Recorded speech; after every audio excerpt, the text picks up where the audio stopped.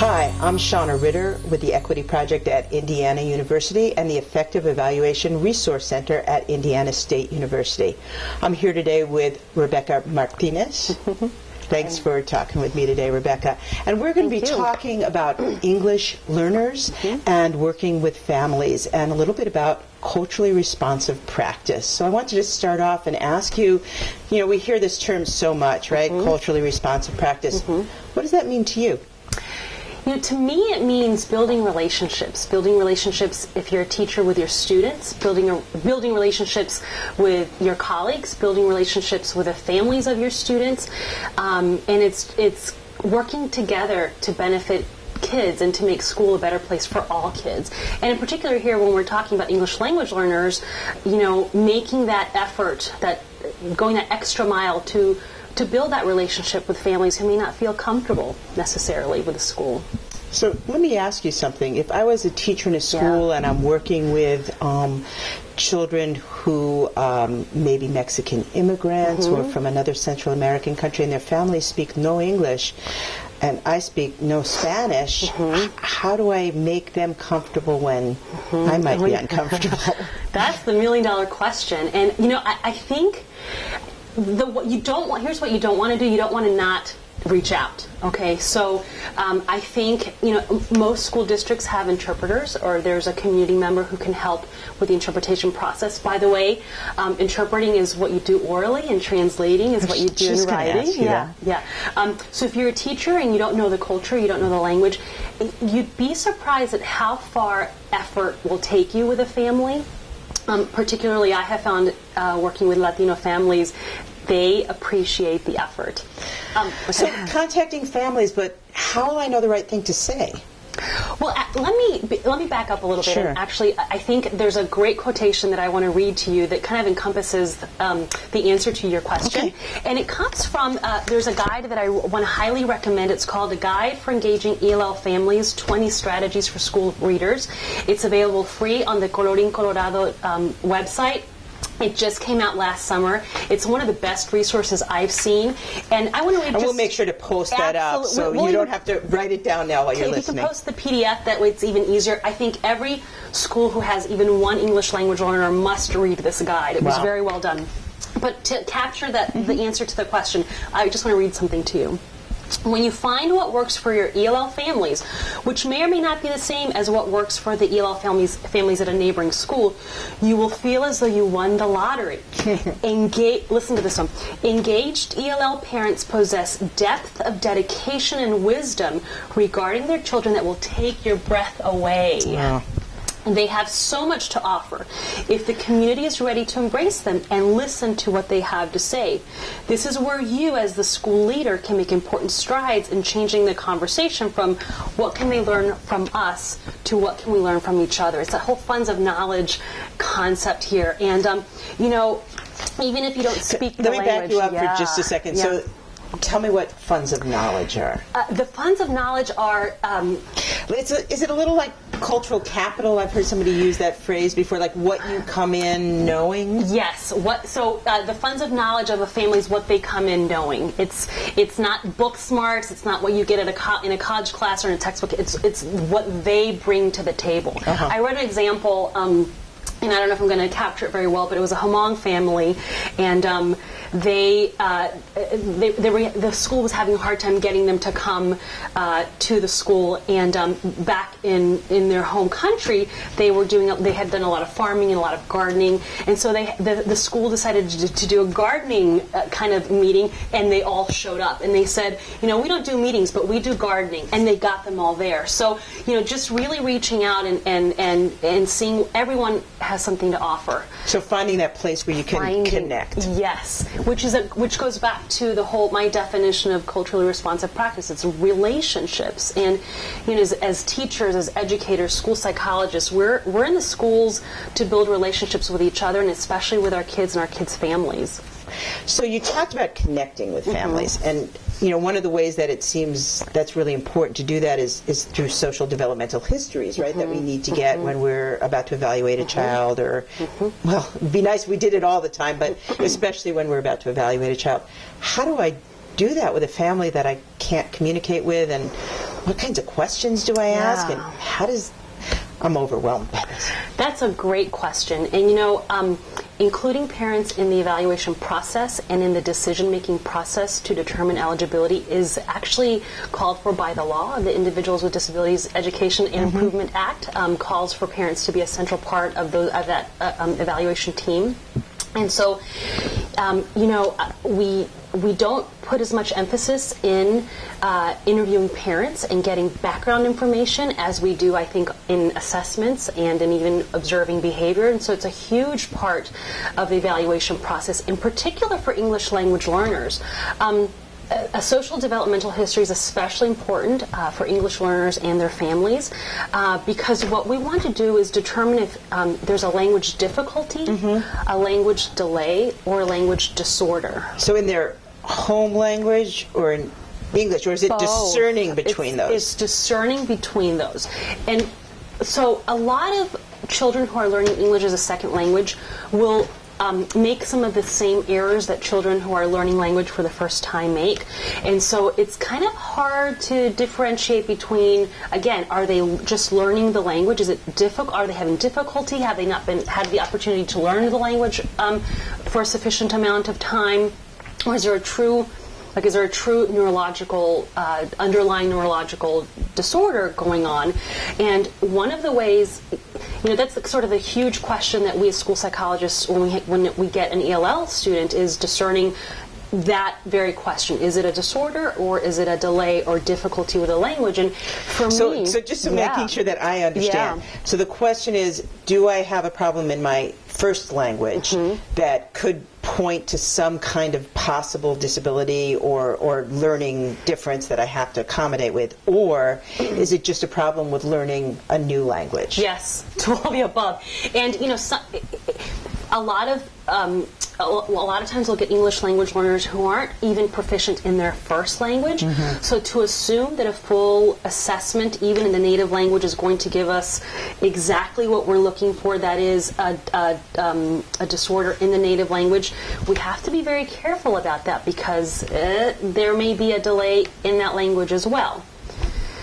So you're saying that if we can learn how better to interview families and really learn from the child's history at home, that could help us just figure out what's going on. So Shauna, there's actually protocols that can be followed in doing astute developmental histories. Jerome Sattler's book, 2001, is probably the one that I always go to, and there's a chapter in that text that I use to this day.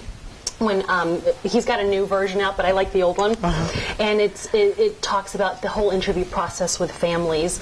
And a more recent protocol to follow is by Rhodes, Ochoa, and Ortiz, and they have a book. It's a 2005 text, and they, again, follow best practices in terms of what questions to ask, but then they also address what to ask English language learners. So let me go through a little bit of that'd be great. Yeah. So in an evaluation, you want to you don't want a snapshot of a child, because at this point, this is a high stakes decision. These data that are going to go into the evaluation are going to determine if the child is going to be eligible for special education services or not. That's huge. That's very, very big.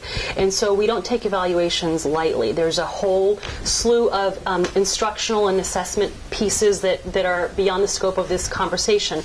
But the parent interview piece is absolutely essential. And in fact, whenever I get invited or asked to do an evaluation of an English learner, that's where I first go. And I think school psychologists generally are overworked, and they've got lots of evaluations that they're doing.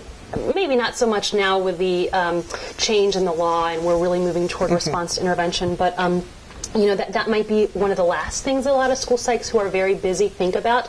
It's the first thing, I think, when you're evaluating an English learner that you should think about is, what do the parents have to say, or the legal guardians, the adults that the child is living with, what do they have to say about this child's story? Because your evaluation is the child's story, right? Right. And so, I was talking earlier about Jerome Sattler's sort of protocol, and this is just generic or general best practice in psychology. Whenever you get evaluated, you go back. And so a good interviewer, a good school psychologist, is going to get a birth history. You talk about how important it is to do a history with parents. What if they're reticent about sharing this with us? What if they're really nervous? I mean, last time that someone came into their house to ask these questions, it may not have been with the best intention. So what do I do about that? That's great. It goes back to building that relationship. I hope that the first time you communicate with a family is not when you're going to do the evaluation or the interview for the evaluation. So I hope that there's been a history established there of trust and mutual respect. And don't make the assumption that the interview is going to happen in the parent's home. They may not want that. You want to schedule the interview at a time and a location that's convenient for everyone and preferable to them. And you want to be very respectful in the questions that you ask. If they're a family who's a refugee or they experienced a traumatic event in their home country, they're going to be quite scared. And so, you want to be sure that you, and we'll talk about interpreters in a second, that you convey the purpose of your probing and your questioning, that it's, to really get information about the child to better help the child at school, not to dig into any sort of even though it seems like personal information.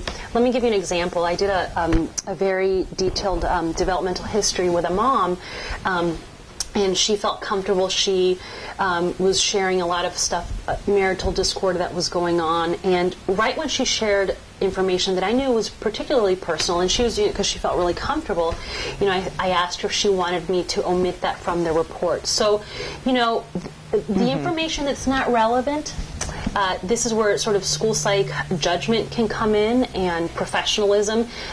If it's not necessary to know that, the parents are having major discord and they're on the brink of a divorce, I mean, you have to think about how that might impact the child, but it may not need to go into the report. And so asking the parents, what can go into the report. And one thing I always do, and again, it's one of these things that takes a lot of time, is I check in with everyone I've interviewed to make sure I captured what they told me correctly. And so you go back and ask, is this the way it is? I always do. And again, I do evaluations a couple a year. I don't do 20 a week like some school psychs may have to, but I just think it's very, very important, even with teachers, to find out, did I capture this correctly? You don't want to be misunderstood on such an important document. An evaluation for special education eligibility consideration is a really important legal document, and so you just want to be really careful and very correct in the information that you've gathered. So let me ask you too, for some families, this may be the first time they're having this kind of an interview, and I'm guessing, and I could be wrong, that for some families the whole idea of special education and what special education means may also be a foreign concept. Absolutely. Not just linguistically, but the whole concept of it. Absolutely. So what do we need to, you talked about making sure that you have had some previous communication with the family before you start firing questions at them. What else do we want to make sure of that we share with the family before we even start the questioning that would normally go into a social developmental history? That's a great question, and actually I'm very transparent with parents that I've worked with, and it's predominantly Latino students that I've evaluated. And because I've experienced a personal experience in the Mexican school system, I actually say, here in America they do things really differently. And I talk about how money from taxes actually goes to help students who are struggling in school, and that's kind of a foreign thing. We don't really do that in Mexico, but this is a good thing. And I actually I explain that to the parents in a way that allows them to see that we really are invested in helping their child. And if there's a true disorder, it's going to be something that they're seeing at home as well, more likely than not. And so they're going to know that there's a problem. Okay, so which is very different than a delay or a difficulty that the school is noticing, that's not special education, that doesn't rise to the level of special education. If the parents are seeing difficulty, the school's seeing difficulty, and you're bringing the parents in or meeting them, wherever is convenient for them, and you're explaining to them, we understand, we know, we see this too, and the reason we're getting together is to see how we can further help your child. And, I might even... It's premature to assume that eligibility will happen, but I might talk about some of the benefits of special education and some of the instructional benefits, entitlements that happen when you are identified. And so it's kind of to allay the fear of the family, and it's helped when I've worked with families before. But it is a foreign concept.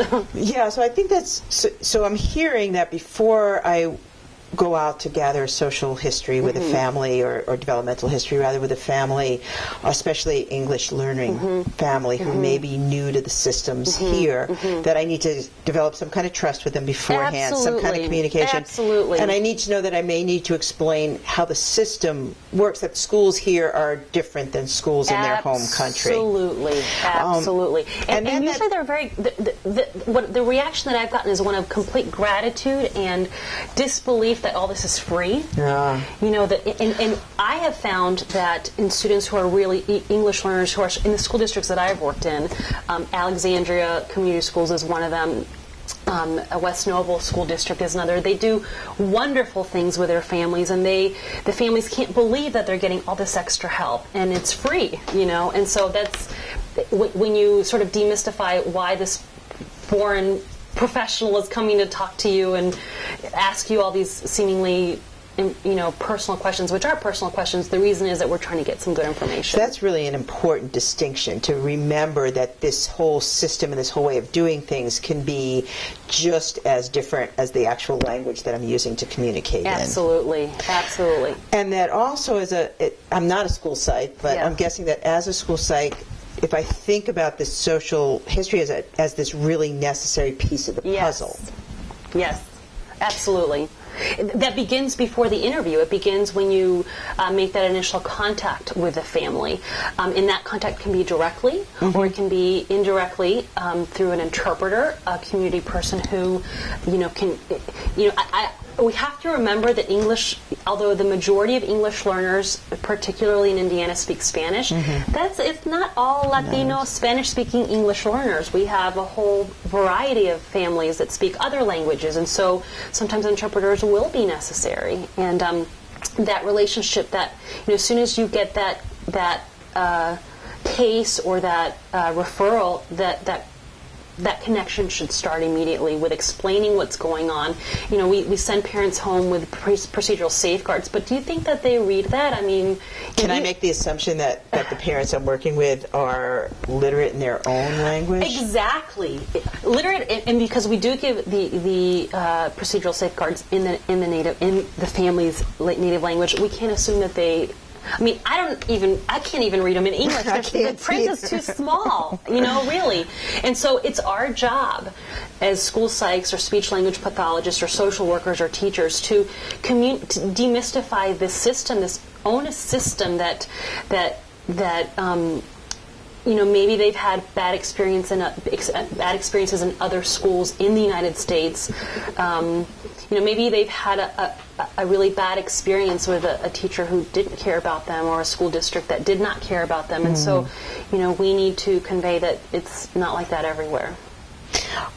How do you talked about working with an interpreter to ask the questions and the specific protocols, and we can give folks access to those specific protocols so they have those and don't have to try to remember them, because I think they're really important. I know you cited two sources for those protocols that would be really helpful for folks.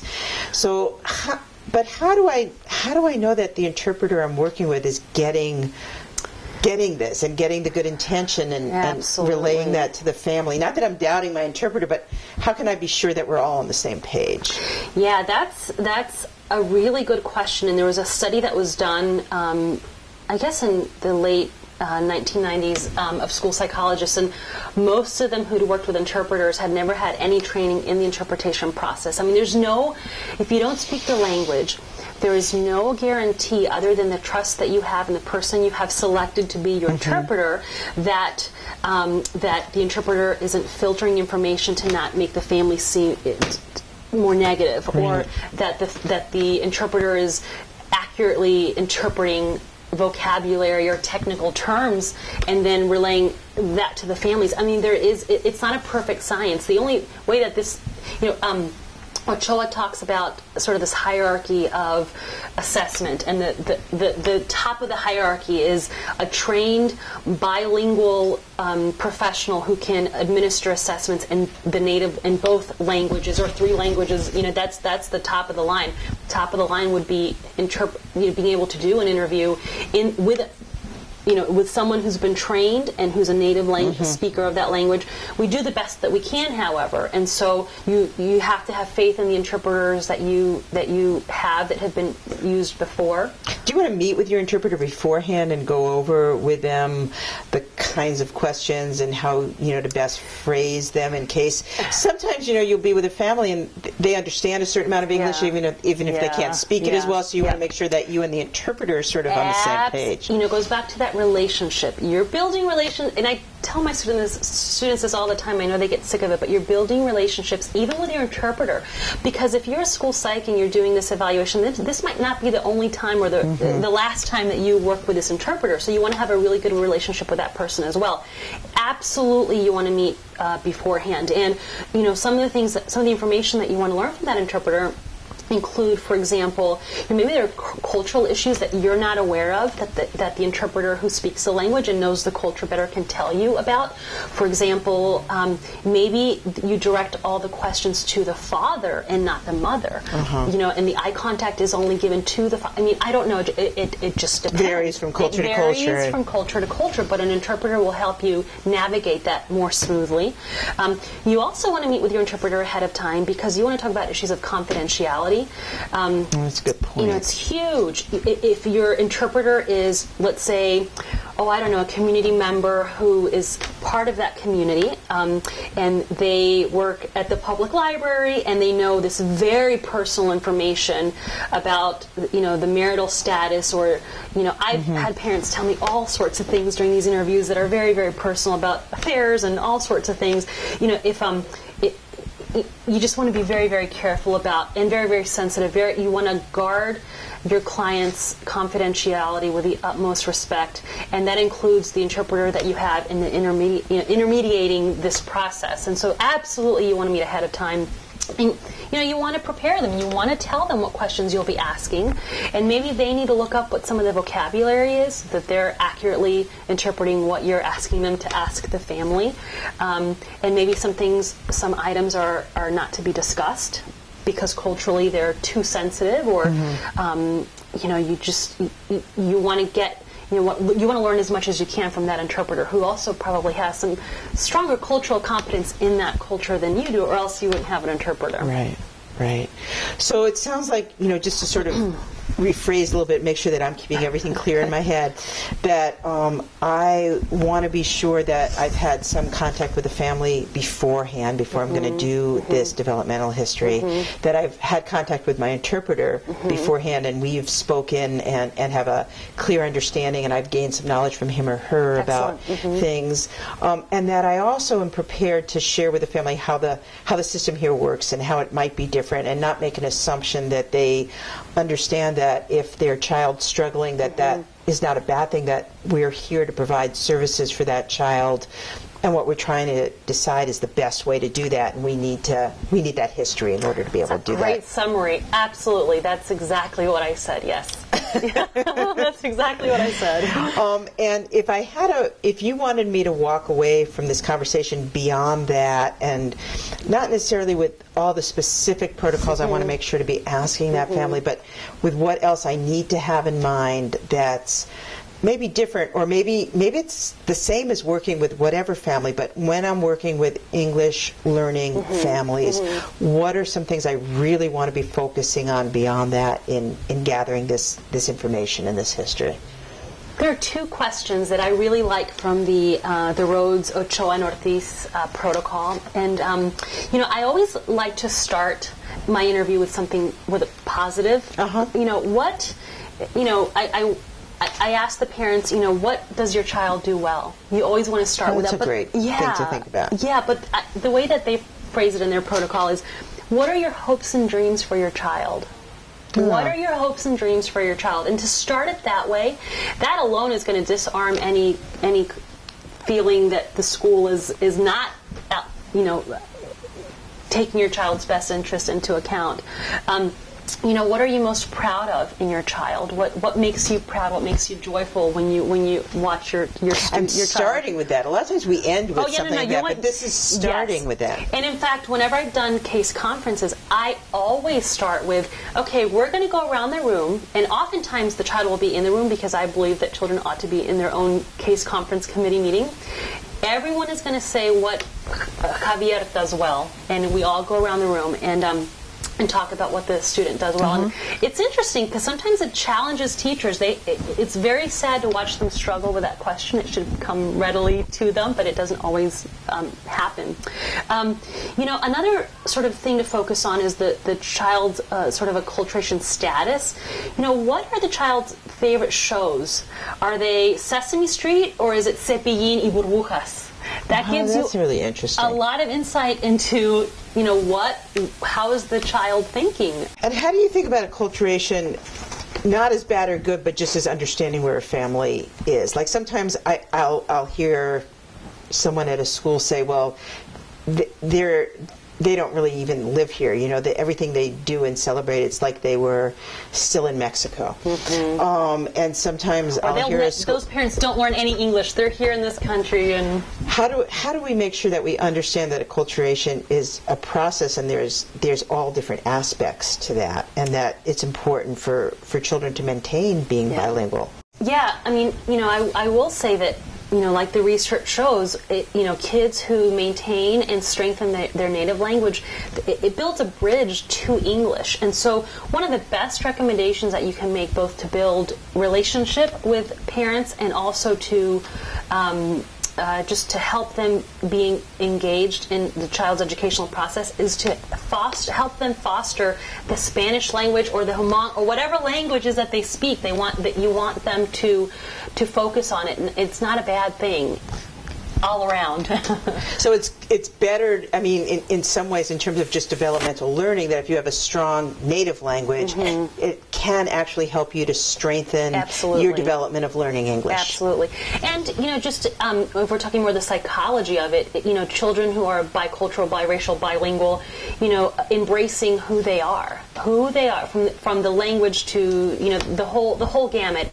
And so, if I'm understanding right, Rebecca, and correct me if I'm not, the whole way we work with families in gaining the social developmental history can actually act as a strengthening tool and resource for the children accommodating better to school, us maintaining better relationships with families, and really growing their chances for success and opportunity. Absolutely. Focusing on your English language learner community has got to be a priority at the school level, at the classroom level, at the individual level. It needs to be made a priority, and families will know that you're doing that. So that can become a tool to help us do it better, and not just something we do on the side. Absolutely. Great. Rebecca, thanks so much for talking with me today. Thanks for having me. I learned a lot, and I appreciate it. Thank you. This is Shauna Ritter for the Equity Project and the Effective Evaluation Resource Center at Indiana State University. Thanks for listening.